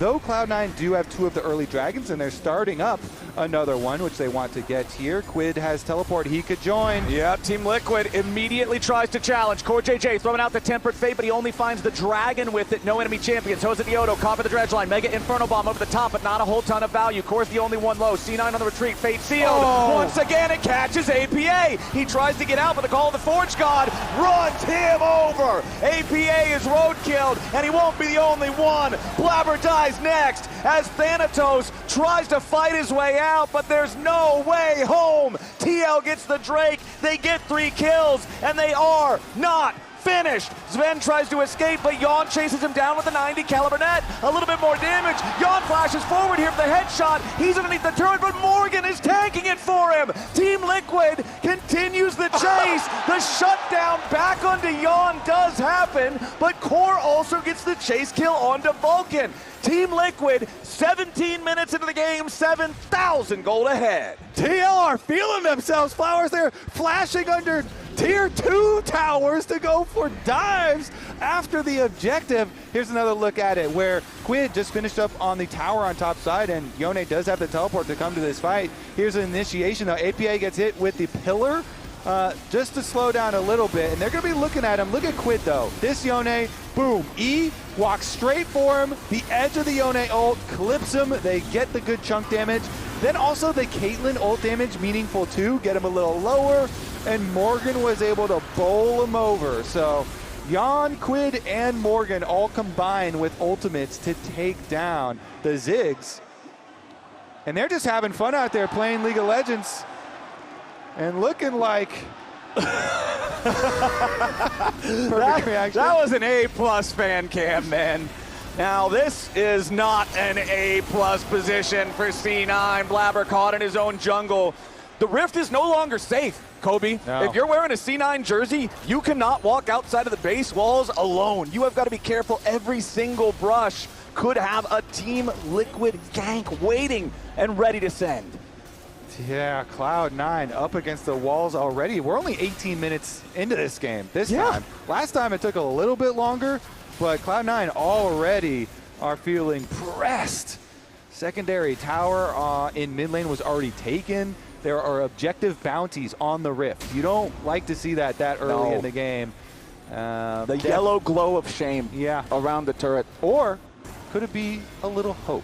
Cloud9 hoping for a desperate comeback. Yeah. Well, the problem about that twinkle of hope is now Morgan's going in after Thanatos. The Rumble that hasn't been able to find the success he needs so far this game. Morgan goes after him here for the killing spree. Core JJ tries to escape for now. Blabber and Vulcan arrive, but Morgan is just so tanky he doesn't care. APA just threw the whole kitchen sink into the river trying to hold LYON away as Jose Diodo makes his way into the retreat path of Cloud9. Quid's now joined, and that means There is no hope left here. C9 continue their retreat. Blabber gets followed through the magical journey, and Core JJ finds another one. Double kill back over to the Bard, as Sven is the only man standing to bury the rest of his team. It's a murder, Flowers. It is murder after murder out there. TL chasing them down, running them through their own base.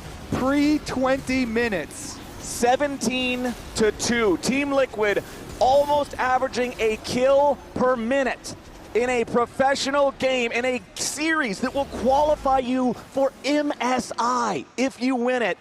These guys are locked in. And this Team Liquid team was built to win, built for success, but Flowers, for most of this season, that is not exactly what they have gotten, not what they actually paid for.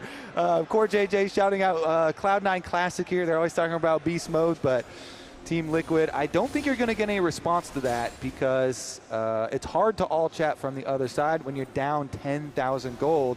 Back to TL, though, this team was built to win the entire league. It was built to qualify for international after international, and now they're built to destroy Blabber. Yeah, Blabber's out of the picture, and I was pondering this a little bit, because game number one, you already said that one wasn't as one-sided as this one was as quickly, but in game number one, TL took the first Baron shortly before 22 minutes. Here in game number two, they're going to shave 60 seconds off that time. That's a new PB. Personal best. Team Liquid are all 5 persons are besting their counterparts here in this one. 4-0-12 on Core JJ's Bard. I cannot ask for a better performance from a support. And Morgan, Chris crushing it on this Ornn. I mean, 6-0-5 carry Ornn angle, Flowers? Yeah, this is...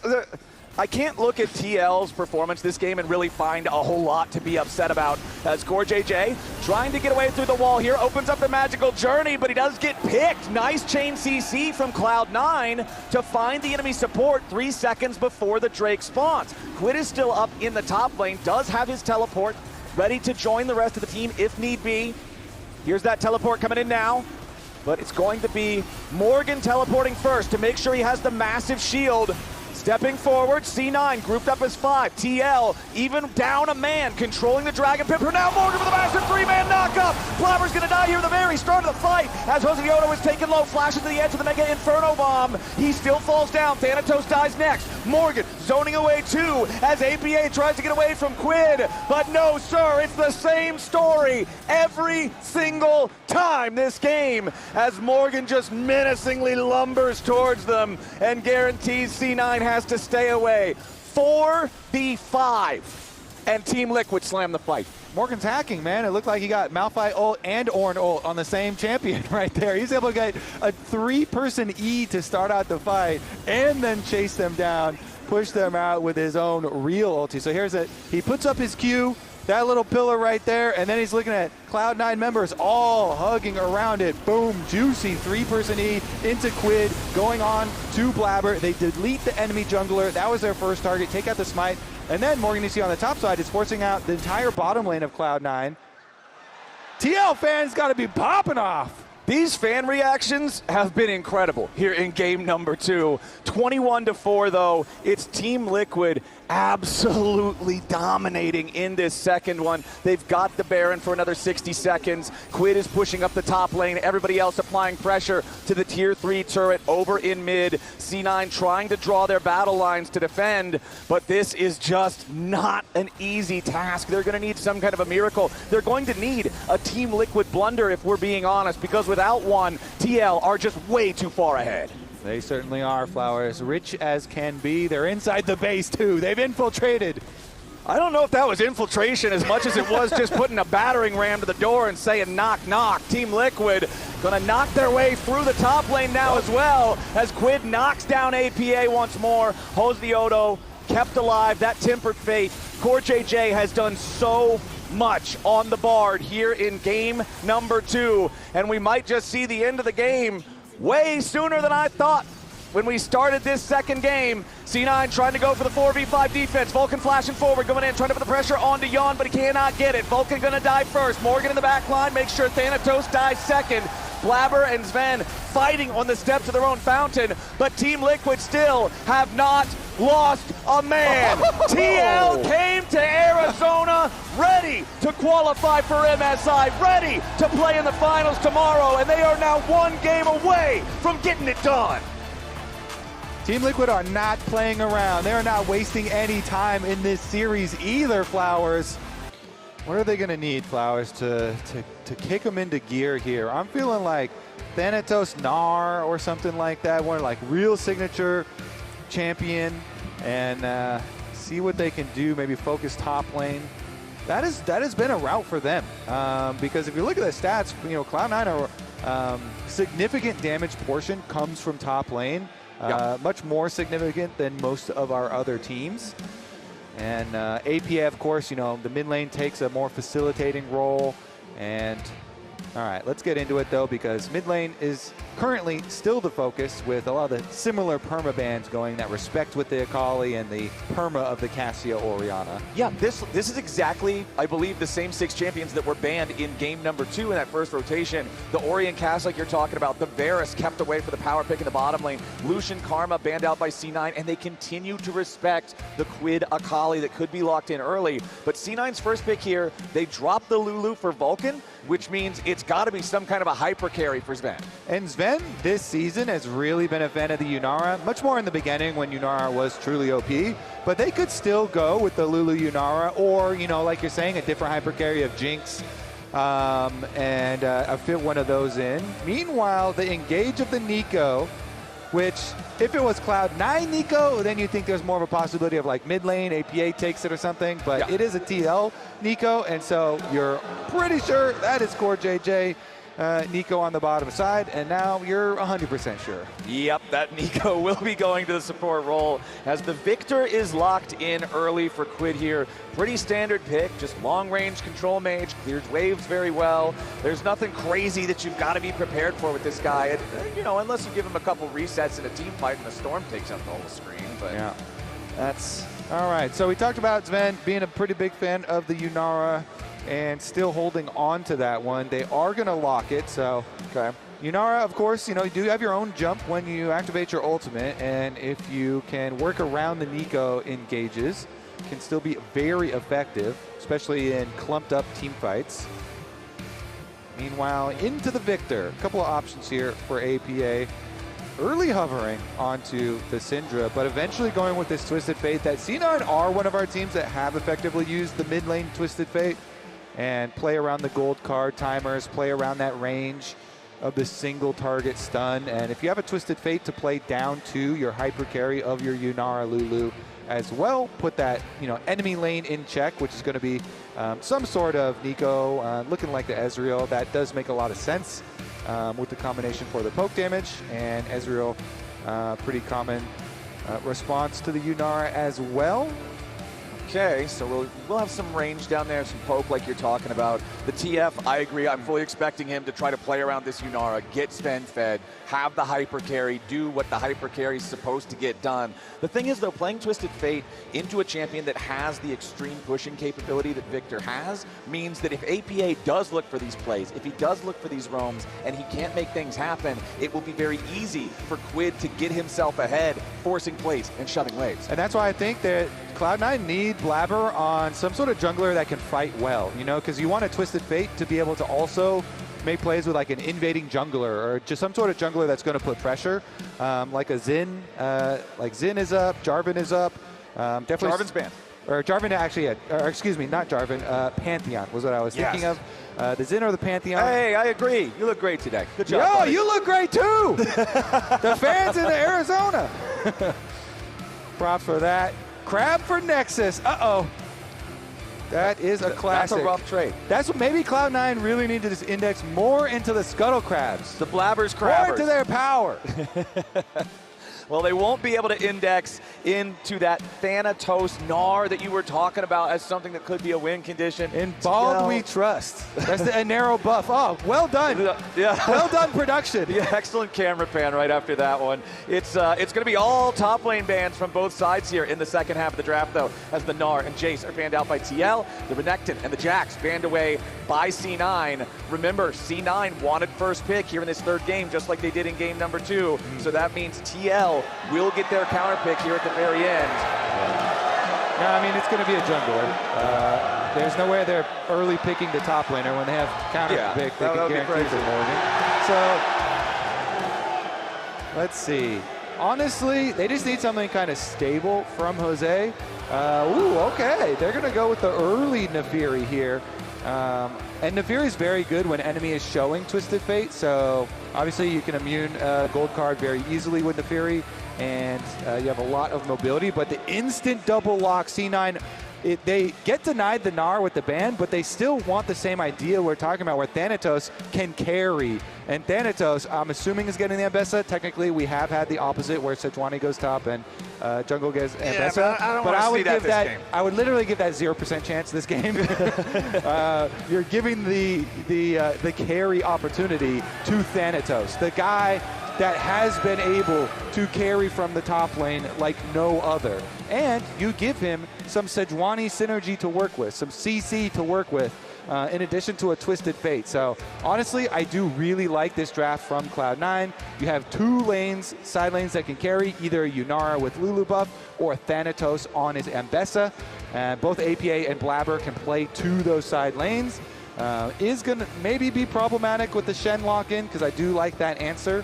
As far as being able to Shen ult onto a Nico, it kind of solves one of Nico's later game problems where you are a bit squishy. Sometimes you just get popped, but Core JJ is very good at getting into good angles, and you get the Shen on your back, then the engage is really dangerous. It's also so effective at preventing Twisted Fate from doing what he wants to do, or my favorite version of all the possibilities with this composition, Dog Missile. As soon as you fire Nefiri into the back line, you've got Shen attached right to her as a rocket thruster, and you've got so much pressure on whoever they want to go after. Now I hope that we get the hot dog Nefiri skin so you can get your hot dog missile. Hot dog missile, sounds good. Somebody give Kangas some hot dogs to throw to the crowd if it happens, because that would just be a sick way to celebrate being back in an arena here again. And the other thing that Shen does that is very good for countering Twisted Fate, not just the global, but you can also block auto attacks, and so try and get the block down for gold cards for people. It does make it sometimes annoying for Twisted Fate if the Shen is next to someone and he's able to get the block zone up, block the gold card.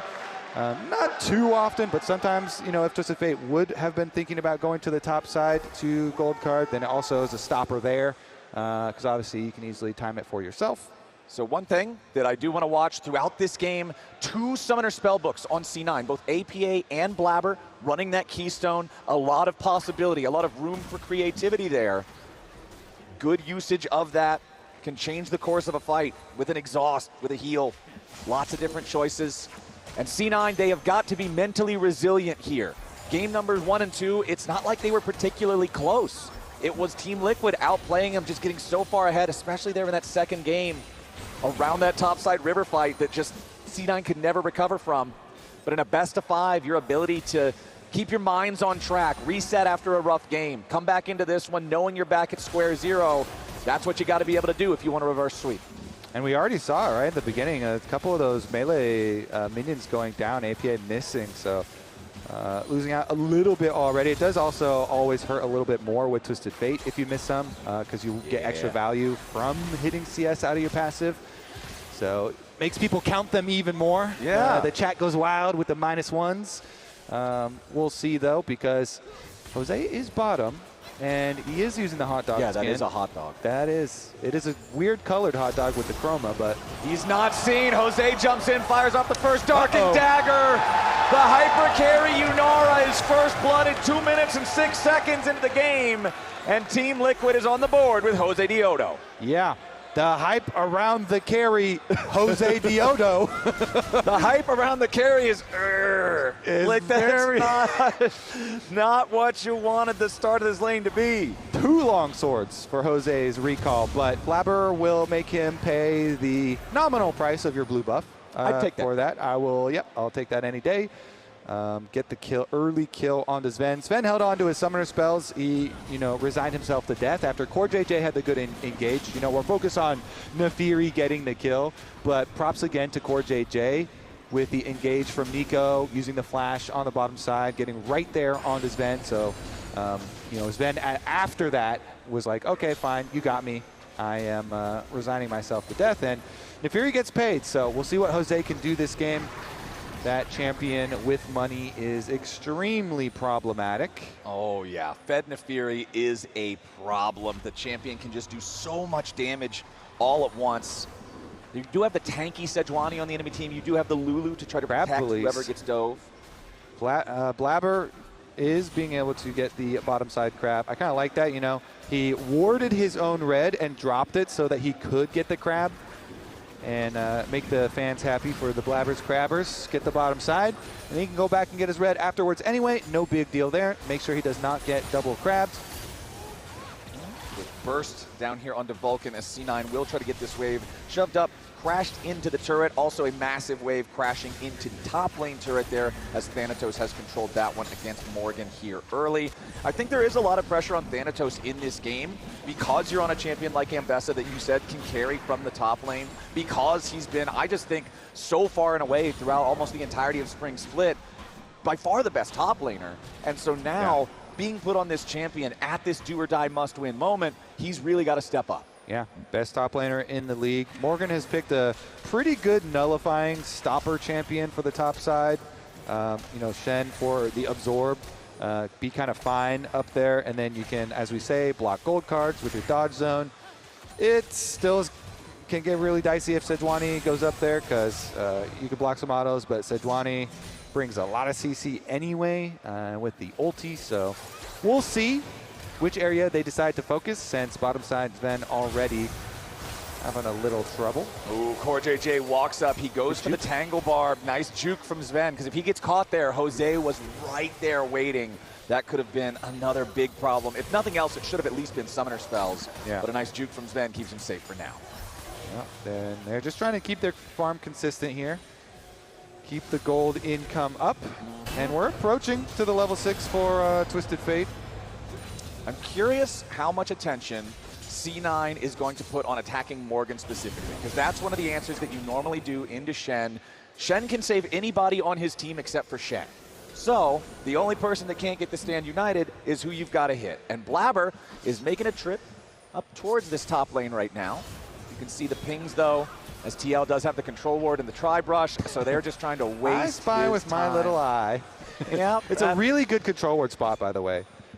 Really, really good, precise spot there to be able to get the little look around. And he's going to go complete the recall anyway. They were looking for the bottom crab, by the way. So Blabbers Crabbers join powers now.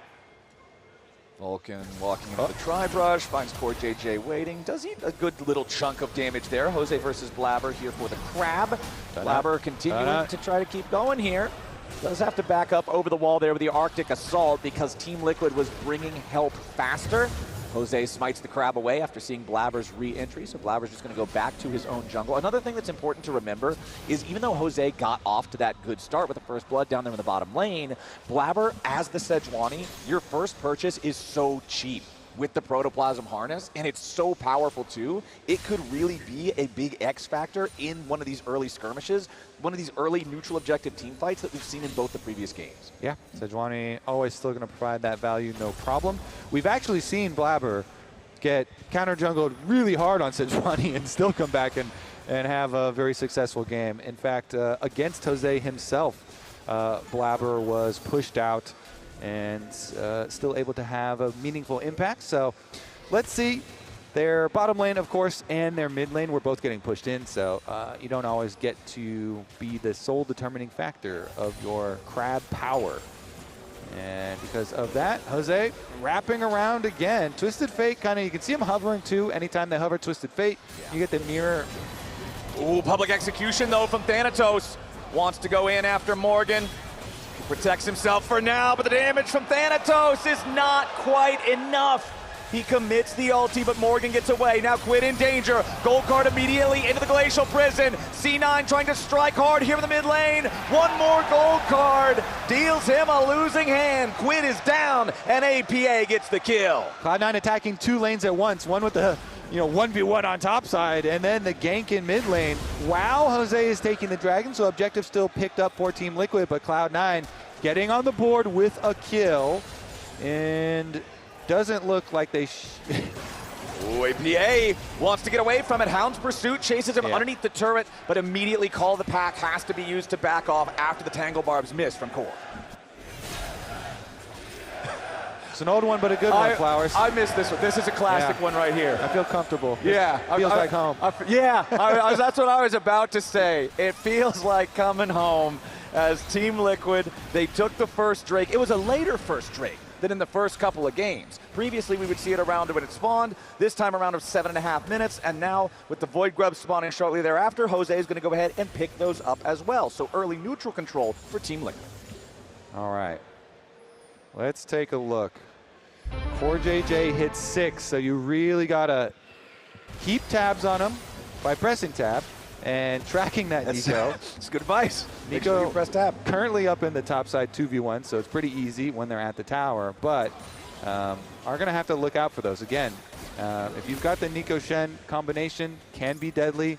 Definitely helps if your Shen is already getting pummeled and pushed under tower. And Sven actually doing a good job there on the Yunara, pushing Morgan in, chunking him low. You want to keep up the pressure on the source of the global, what you're talking about previously, where keep Shen low, keep the pressure on Shen so that even if he can get away from you and get an ult off, he'll lose a lot for doing so. Right, you'll have control, you'll have push, and even if he arrives, if he's chunked to half HP, that might not be the turnaround in the battle that Team Liquid would be hoping for. Cloud9 with a very modest gold lead right now, but again, that can be kind of deceptive in a game with Twisted Fate. Kind of what you were talking about earlier. Yeah, he gets the bonus dice gold whenever he kills stuff, but that's built into the kit. He's balanced around it. He's supposed to be ahead in terms of money. Steps forward here, closes a little bit of distance onto Quid, closes enough to grab at least the stun for the quick little bit of damage, but it's not like Quid's feeling a whole lot of pressure here. Blabber still hanging around. I want to see if Blabber can get another gank maybe onto this Victor, onto this immobile mage that can be such a good target, because the further ahead you can get APA, the faster you can get him to that Twisted Fate 3-item power spike where you have your rapid fire cannon and you can really set up picks, the more well-equipped C9 will be to find the play that wins them their first game in this series. And I like that you say Blabber should do it, because Sejuani is very good at playing very non-committal engages. Against the Shen, a lot of times you kind of want to make an engage but not fully commit to it. And Sejuani is very good at doing Yeah, exactly. So you get the Shen ult burned and maybe back off if necessary or fully burst them down if you actually have the angle. But Sejuani is very good at having options, has the mobility, has the long range in addition to the CC. So can kind of pick and choose your battles and make your choices wisely. APA currently is sitting on the Ghost and Teleport with his Summoner Spellbook, and Blabber is currently topside as well. Teleport invested to go back to mid lane though, and Twisted Fate ult still being held on to. All right, C9 bottom lane. 63 stacks, or 53 stacks, sorry, can't read, on the Cull left for Sven before he'll be able to cash in on that one, catch up a little bit on this small gold deficit down here that LYON has earned for himself on the Ezreal. 1.5 minutes until the next Drake spawns in this one. First was Mountain, second was Ocean. The two big defensive Drakes will be out of the opportunity there for what soul arises. Lots of vision control down here in the bottom river right now for the TL side. You can see 3 different control wards placed down around the Dragon Pit itself. Mid side brush, banana brush. LYON trying to get back now though, has to use the Arcane Shift over the wall to make sure that Sven can't follow up with the damage after Vulcan got him slowed. All right, continue to farm here. Trying to snipe a little bit. Getting the recall from LYON. See if he has his completion. Oh, just picking up some more resources, some more pots here to continue slow mid game. I mean, Shen always does this where having the block. Okay, there you go. He gets the full Trinity Force. Shen always kind of does that where he kind of slows it down a little because even when you have Sejuani ult ready and Twisted Fate on your team, can definitely be a bit of a stopper to a lot of those plays you'll look for. And since everybody's holding on to their flashes still, it's not like there's a really good opening to punish. So see here with limited vision and information as well. Blabber coming right back out to open on the bottom side of the map, where Jose already currently resides. Yep, Jose going to clear out some of that vision. CoreJJ next to him. Team Liquid again trying to control the neutral objectives. Remember, they've already got the first couple of them so far in this game. Teleport brings Quid right back into the mix as Blabber and APA are forced back a bit. Jose still just hanging around in the banana brush here. Just wants a little bit more damage onto Blabber as he tries to make his way back over here. Drake not started yet by either side. Bottom side river control still for Team Liquid. Morgan's going to take a recall. Yeah, he has his teleport if he needs to go back to top lane. He has his ulti if he needs to join the fight. And he just purchased Titanic Hydra, which is a big power spike there for him. So Team Liquid just going to take this dragon, make sure that they are continuing to stack those neutrals. Thanatos will cash in on some plates top side in the meantime. Yeah, money, money, money here for Thanatos. See what they can get. Blabber also wants to take another blue away during that time. So it is going to be the 2 dragons and the 2 blue buff steals for C9.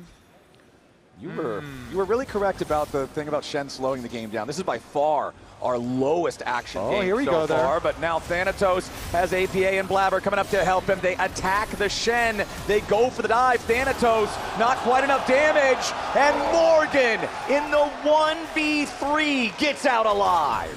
Did that Sejuani ult hit you, Flowers? That was a little wide. Morgan stays alive. Okay, so he was predicting a flash, I believe. Well, I'm sure we'll have a replay. Maybe we'll slow it down a little in a moment, but usually right now, when that happens, it's a flash prediction. Hold on, Team Liquid's coming in. They want to try to get a punish on APA, who has hung around up here in the top lane. The gravity field thrown down, but the heal and the ghost from APA get him away from that before Quid is able to trap him nearby. Now, Jose Dioto is still waiting here in the brush. Team Liquid's going to get this wave shoved up. And they're just going to go for the dive here onto APA. Pop Blossom forces the flash out of the Twisted Fate.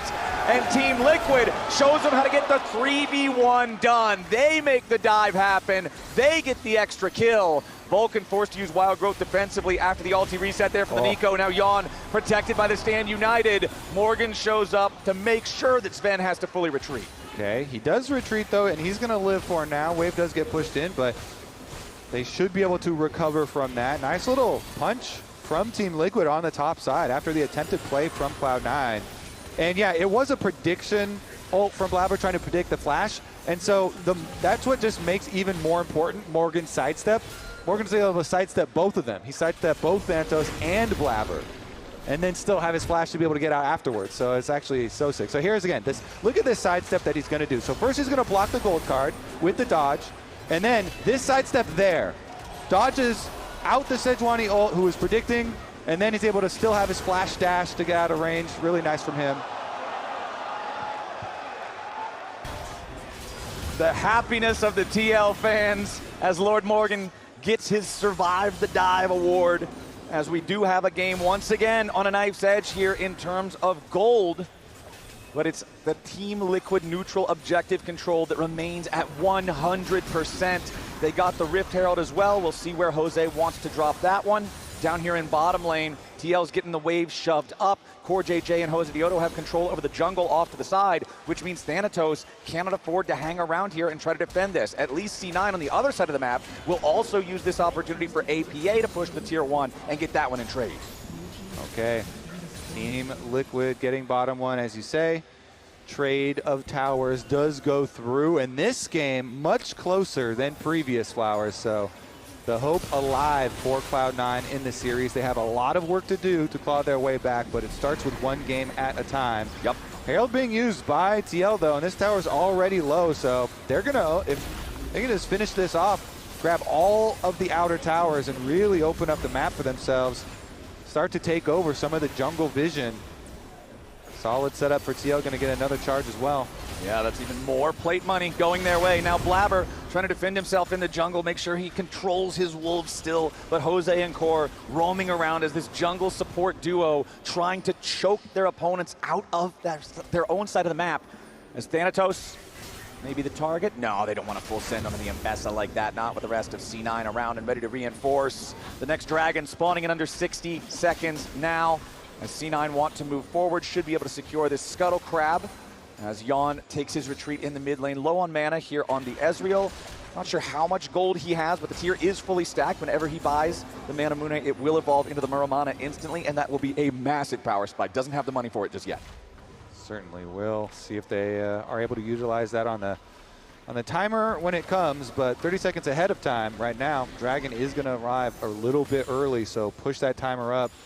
Man, Jose on 2 items. Yeah, you were talking about how cheap like the Sejuani items are, so Sejuani can match, but I feel like this Nefiri shreds with the cleaver, Voltaic as well. Stack up your Conqueror, see if they can move in. Okay, they've already got early priority on the lane brush here. Core JJ sitting and waiting with the Nico, threatening the Nico plus Shen combo. Okay, there's your Twisted Fate ulti. Morgan also going to arrive now into the bottom lane of the tier 1 to answer the wave being shoved up now. The rest of Team Liquid's got to be careful though. Jose Odo chunked down to 1/3 HP. C9 grouped up as 5. Control over the river belongs to them. They still have the Scuttle Crab for the next little bit. Jose Odo on the backs of the pit, still thinking about trying to steal this one away. Quid gets tagged there by the Arc of Ruin. Public execution, diving into the back line. Defensive pop blossom, trying to keep the mid laner safe. Blabber taking a ton of damage, but the Protoplasm Harness keeps him alive. Both sides firing back and forth as Jose Odo jumps in. Morgan makes space. Jose steals the Drake. Nobody dead yet, but C9's on the run. Team Liquid managed to secure the objective and move to Soul Point. Ooh, how chaotic it was too. On the re-engage, they go for it. Jose gets back in. They do smite, and that's a very early 3 dragons for Team Liquid, setting up the super early soul in this game. Here's a look at the engage though. So they start out, get a little chunk there. Sven goes for a poke on Quid, and they get the gold card stun into Mbessa, but the Shen shield does keep Quid safe, and he's able to use Proto Belt to gain some space afterwards too. But look at Morgan. You called it out. Not only did he stop the engage, he doesn't quite get the taunt flash on his Sven. I think they actually would have been able to kill Sven for sure right there if he just had the tiny bit of extra range. But even still, not getting the range on the taunt flash onto Sven, they still are able to get the objective and push Cloud9 away. Exactly. Now there's that pressure on C9. 4 minutes from now, you must win the next Drake. Otherwise, you're staring at an Infernal Soul Team Liquid. As Blabber does have the Summoner Spellbook Exhaust.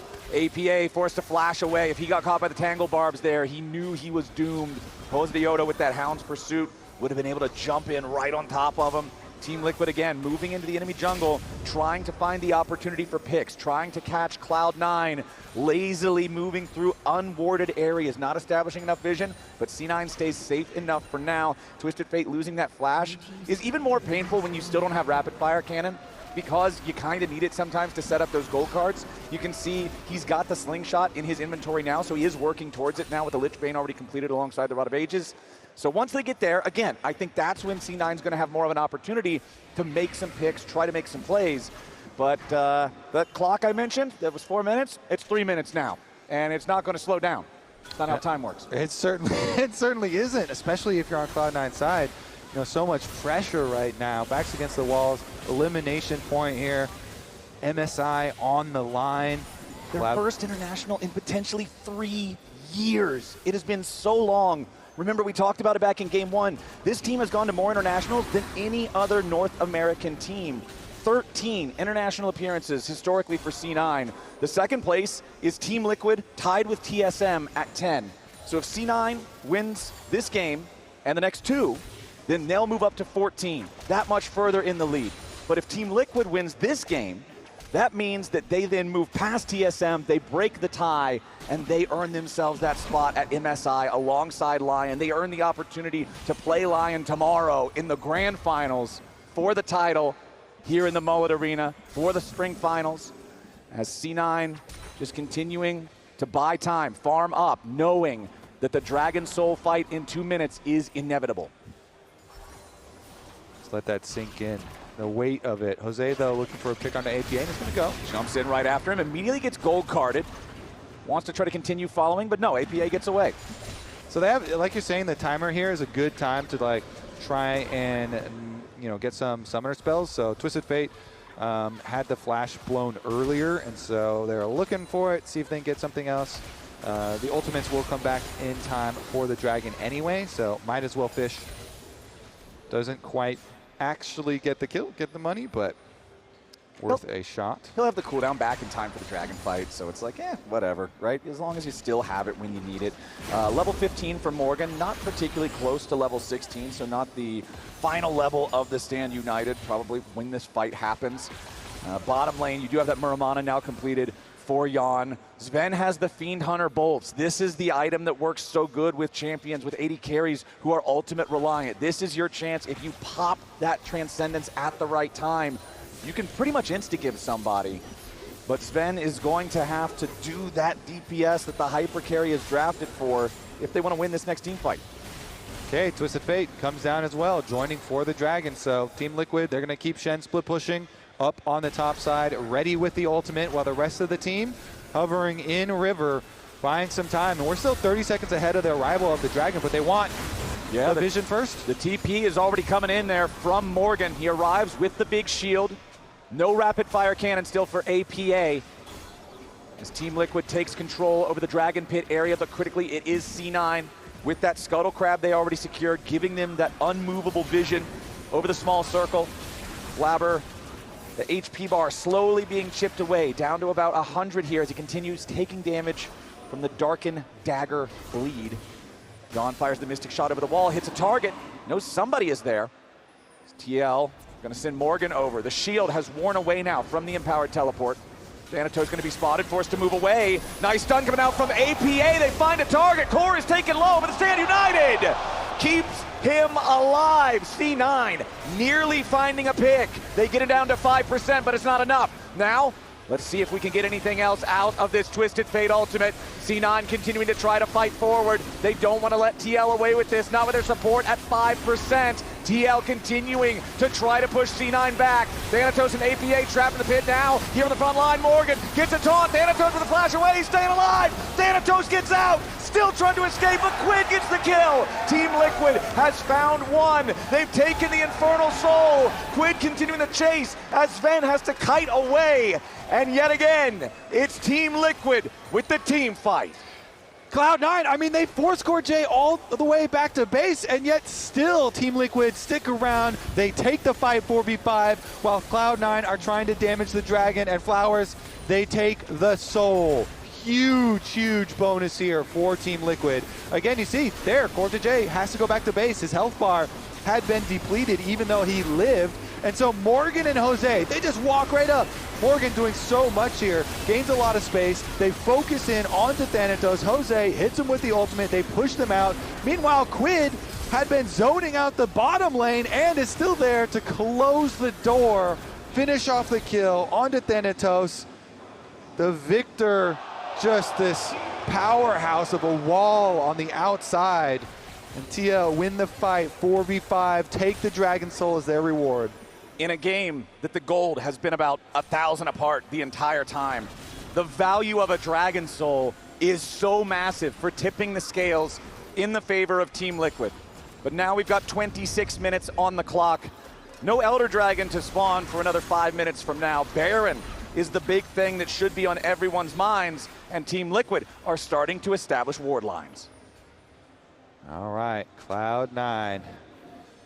Hope is dwindling for them.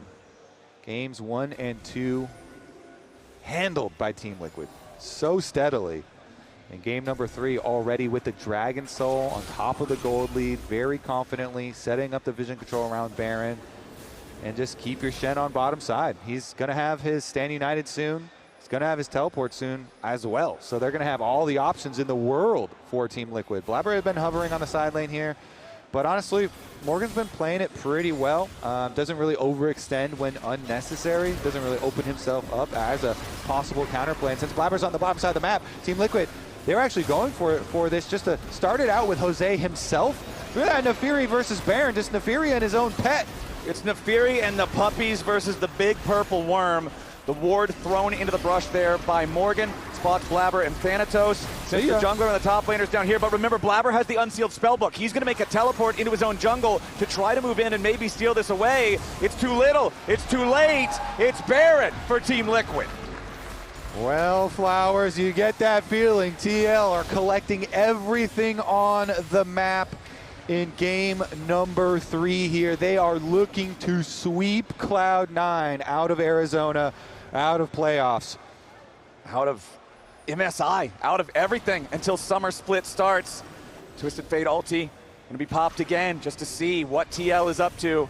And now they will continue pushing forward with their Baron here for the next 2.5 minutes. It's gonna give them control over the Rift all the way up until the Elder Dragon spawns. Odo targeted here, but immediately called the pack to dodge away from that public execution. A lot of damage from Quid, finds its way onto Blabber as Odo jumps in with the bomb blossom from Core JJ to guarantee 2 kills. Team Liquid, they played it slow, they played it confident, and now that they've got a tank full of gas, it's pedal to the metal. 5v3 for the next 20 seconds as they force their way into the base. They're gonna do it, Flowers. Team Liquid moving in to finish it. C9 trying to defend here, a stun onto Quid, they take him low, but they can't take him down. The shield from the power siphon enough to keep him going. First Nexus turret already removed. C9 trying to stop it. Finally get the respawn there with the Vulcan. APA staying alive for now. Blabber here on the front line has to Arctic Assault back the other way. C9 still defending, but the Nexus turrets are gone. A nice stun comes out from the Glacial Prison. Still nobody dead on the Team Liquid side. Quid trying to fire back a little bit further, but Morgan assassinates Sven. The Nexus is down. Team Liquid is going to MSI. Team Liquid is going to the finals, and they will sweep Cloud9 out of Arizona.